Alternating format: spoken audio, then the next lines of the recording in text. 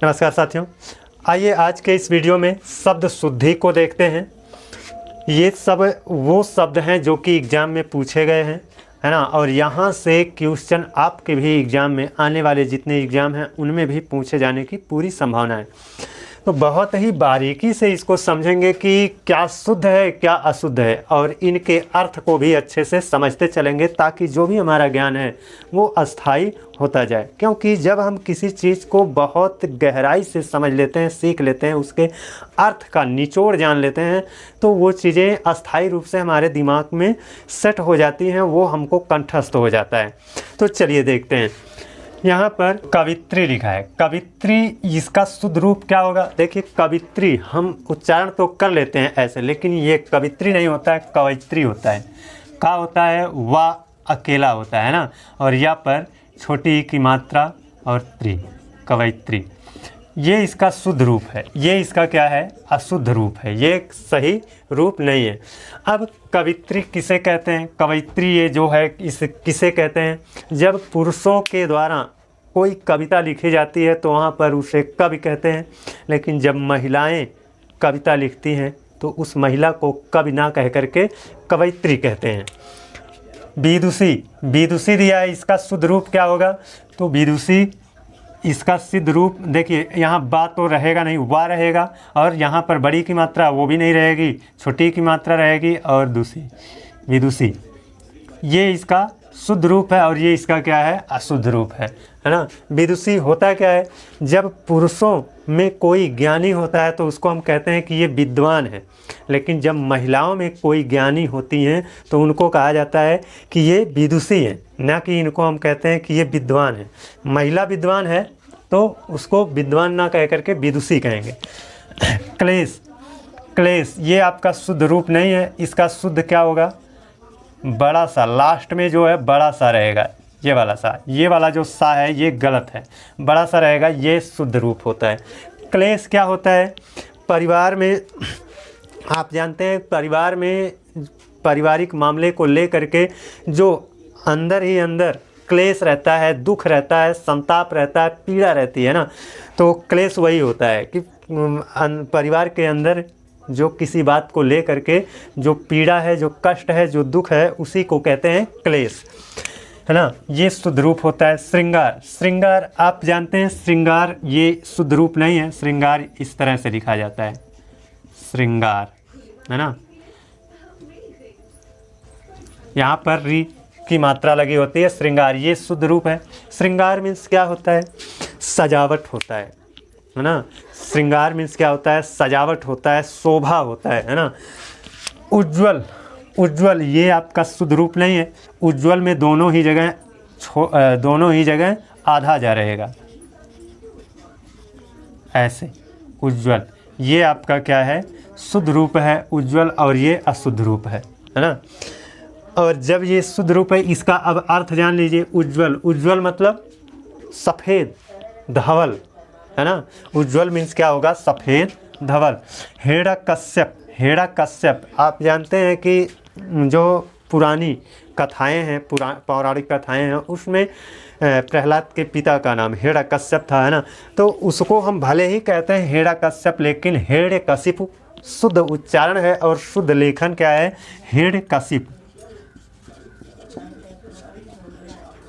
हिरण्यकशिपु ये इसका शुद्ध लेखन और उच्चारण है ना। हिरण्यकश्यप हम आराम से कह लेते हैं, लेकिन हिरण्यकश्यप नहीं, हिरण्यकशिपु होता है ना।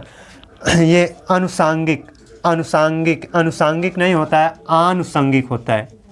आनुषंगिक, आनुषंगिक, आनुषंगिक का मतलब क्या है? पीछे चलने वाला, आपके सहारे, जो आपके पीछे पीछे चलता हो उसको कहते हैं आनुषंगिक, है ना। पीछे चलने वाला, आनुषंगिक, है ना। अनुग्रहित, अनुग्रहित, अनुग्रहित नहीं होता है, अनुगृहीत होता है। क्या होता है? अनुगृहीत, अनुगृहीत, अनुगृहीत माने क्या होता है?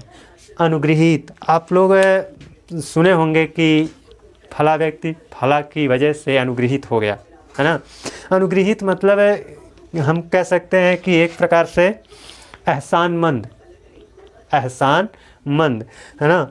तो अनुगृहीत, अनुगृहीत इसका अर्थ होता है एहसानमंद। नर्क, नर्क ये शुद्ध रूप नहीं है, शुद्ध रूप है नरक। क्या है? नरक। नरक किसे कहते हैं? पाप आत्मा का निवास स्थान जो होता है, यानी पापी आत्मा जो होती है उसका निवास स्थान क्या कहलाता है? नरक कहलाता है ना। टिप्पणी, टिप्पणी ये शुद्ध नहीं है, टिप्पणी ऐसे लिखा जाता है ना, अड़ा रहता है टिप्पणी। टिप्पणी किसे कहते हैं?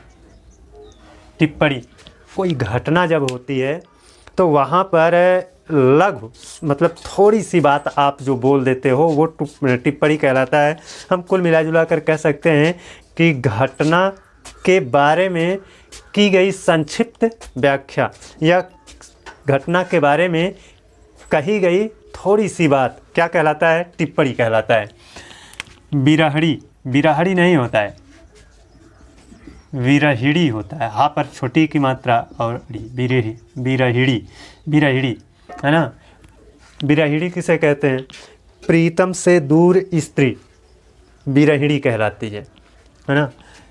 प्रज्वलित, प्रज्वलित ये प्रज्वलित सही नहीं लिखा है, जा आधा रहेगा।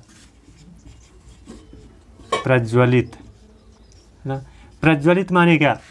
आप जानते हैं जैसे जो आग आपने जला रखी है तो वो प्रज्वलित होगी, इसका मतलब तेज़ी से जलेगी, तो उसको हम कहेंगे कि ये प्रज्वलित हो रही है ना। प्रज्वलित होना का मतलब है कि आग का खूब तेज़ी से जलना, धधकना जिसको कह सकते हैं ना, तो वही है प्रज्वलित। प्रज्वलित ये आपका शुद्ध होगा, ये सब क्या है इधर अशुद्ध दिए गए हैं।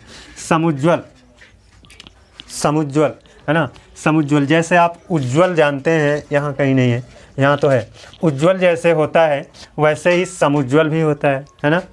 थोड़ा सा अंतर होता है। उज्ज्वल मीन्स होता है धवल सफ़ेद है ना, और समुज्वल मीन्स होता है और भी ज़्यादा उससे कुछ बढ़ करके चमकीला, चमकदार है ना। समुज्वल का मतलब चमकीला, चमकदार। अब यहाँ पर जैसे दोनों जगहों पर आधा जा हो जाता है वैसे यहाँ भी हो जाएगा समुज्वल है ना। समुज्वल, समुज्वल। ये परलौकिक, परलौकिक, परलौकिक नहीं होता है, इसका शुद्ध रूप क्या होता है? पारलौकिक। क्या होता है? पारलौकिक। पारलौकिक का अर्थ क्या होगा?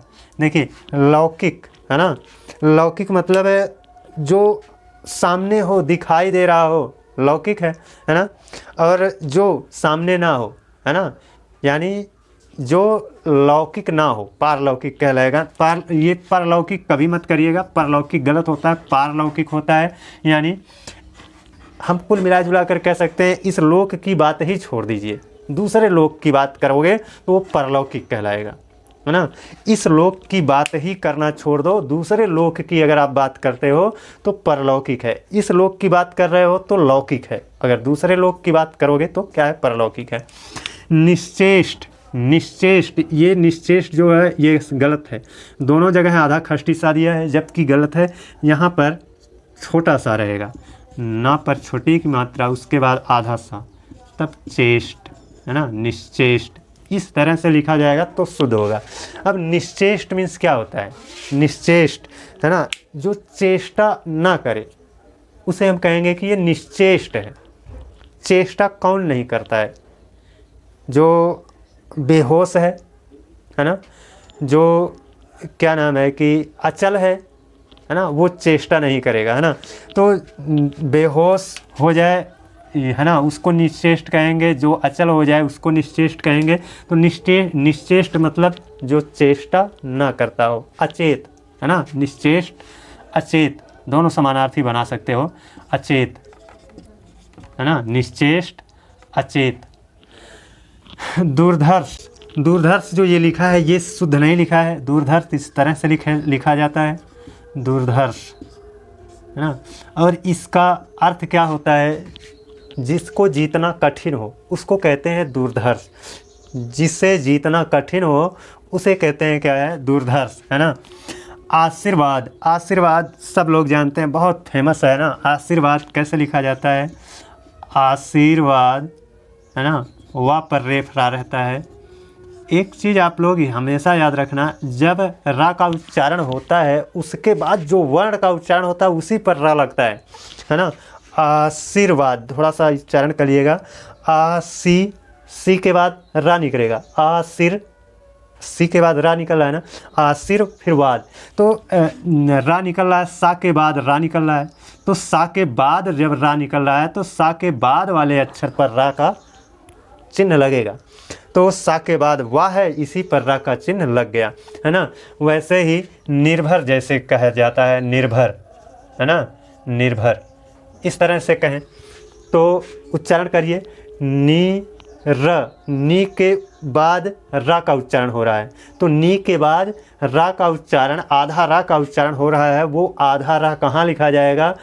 भा पर लिखा जाएगा, नी पर नहीं लिखा जाएगा, क्योंकि रा का उच्चारण नी के बाद हो रहा है, तो नी पर नहीं लगेगा, यहाँ पर निर्भर, है ना, भा पर लग जाएगा। नी के बाद रा का उच्चारण हुआ, अतः नी के बाद जो अक्षर है भा, उस पर रा का निशान लगेगा, निर्भर, है ना। थोड़ा सा आप प्रयास करोगे ऐसे 2 4 6 और शब्द लेकर के, तो निश्चित रूप से आप कंठस्थ हो जाओगे। ये देखिए, भागीरथी, भागीरथी, भागीरथी नहीं होता है, भागीरथी होता है, भागीरथी, है ना। ये भुक्खड़ दिया है, भुक्खड़, है ना, भुक्खड़ आप जानते हैं, भुक्खड़। ये अच्छा, ये आशीर्वाद, आशीर्वाद जानते हैं किसे कहते हैं? आशीर्वाद, जिसके बारे में मतलब आशीर्वाद आप किसको कहते हो? जब आपके भविष्य के बारे में कोई शुभ शुभ बात आपको कह दिया जाए तो वो कहा जाता है कि आशीर्वाद मिला है ना। यानी शुभ बातों को भविष्य के बारे में प्रकट करना, भविष्य के लिए शुभ बातें प्रकट करना आशीर्वाद कहलाता है। भागीरथी, है ना, आप जानते हैं ये एक नाम है। भुक्खड़, भुक्खड़ ऐसे लिखा जाता है, आधा का रहेगा, है ना, आधा का रहेगा, उसके बाद ख रहेगा, फिर डा रहेगा, भुक्खड़, है ना, भुक्खड़। ये भुक्खड़ इस तरह से लिखा जाएगा। आप जानते हैं भुक्खड़ मीन्स क्या होता है? पेटू होता है। भुक्खड़ मीन्स क्या होता है? पेटू कह सकते हो, बहुत ज़्यादा जो भूखा हो, है ना, या फिर जो बहुत ज़्यादा खाता हो, उसको हम कहते हैं भुक्खड़ या पेटू, है ना। तो भुक्खड़, तो इतने शब्द थे, और भी बहुत सारे शब्द हैं जो कि इम्पॉर्टेंट हैं, उनको भी लेकर आऊँगा, लेकिन इस वीडियो में नहीं, अगले वीडियो में।